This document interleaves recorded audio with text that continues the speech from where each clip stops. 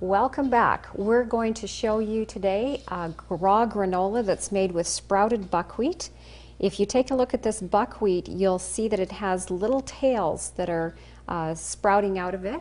And what we've done with this is we put the buckwheat, the untoasted shelled buckwheat. You can't use cassia, and you can't use the buckwheat with the little black hull on it, so it's hulled. Why is that?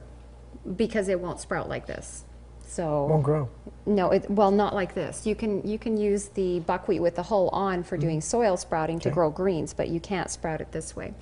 So what we've done is we've soaked this overnight. We soaked the buckwheat overnight, and then we drained the water off. We let it sprout for 24 hours. You might want to give it a rinse one time through that, and you'll get these little tails that have started. So very easy to do. It's a 12-hour soak, roughly 8 to 12 hours, and then a 24-hour sprout. And we're going to make this raw granola. We're going to put it in our dehydrator and dry it. This is probably your favorite breakfast cereal. Oh yeah. Okay, we've got here unsulfured organic coconut. This is shredded dried coconut. Is it important that it's unsulfured? Very important. Why is that? Well, the sulfur, of course, is carcinogenic, and we don't want to be taking things in that are going to be causing cancer in our bodies. I knew that, but I just wanted you to share that with everybody who's watching, because a lot of people don't understand that. Here we've got maple syrup. We're going to be putting the recipe up on the screen for you so you'll be able to have the amounts, but we've got maple syrup here. And how about those raisins there? You can pass those raisins to me. Some nice raisins. Next. We've got sunflower seeds here that are going in. They got vitamin D in them, don't they? They do have vitamin D. They're rich in calcium, great for the bones, actually. Oh, for ounce, they've got more vitamin D than fish oil. That's interesting. And here we have some organic vanilla that we're putting in.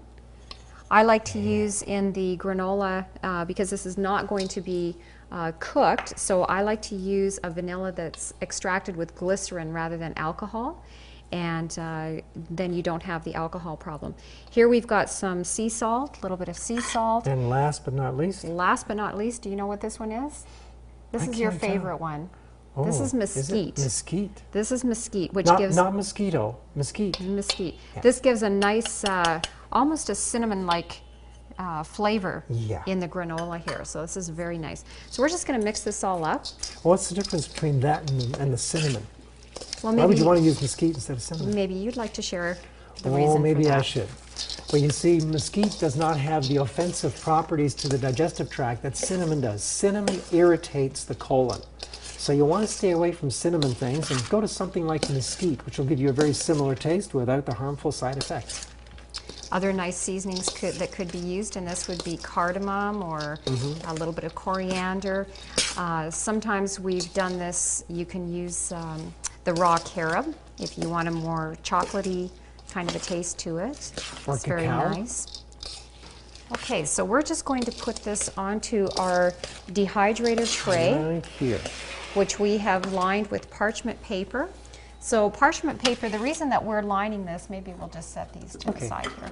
The reason that we're lining this tray with parchment paper is because it helps to keep the food off of the little mesh screen here, making it easier to clean up afterward. We can just discard the parchment paper, and it helps keep our tray much cleaner, makes our cleanup time a lot quicker. And the air goes through that parchment paper nicely very too, well. doesn't it? Yes, it works very well.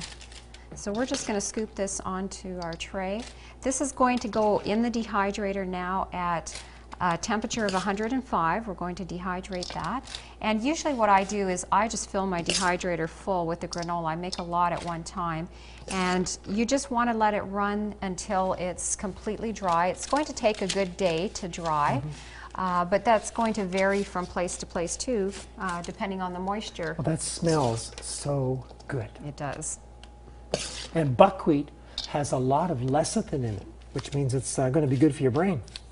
And you will, if you watch our sprouting presentation, you will find out some of the wonderful properties contained in the buckwheat.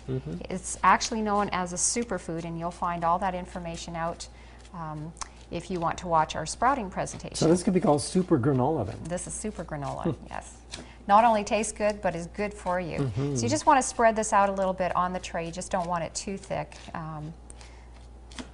so that it will dehydrate nicely. And again, drying time is going to vary a little bit depending on the area that you're in. The humidity will cause some variation to take place, and also how full the dehydrator is. And there we have a tray. We're going to pop that in the dehydrator, and when we come back, we will show you what the finished product looks like.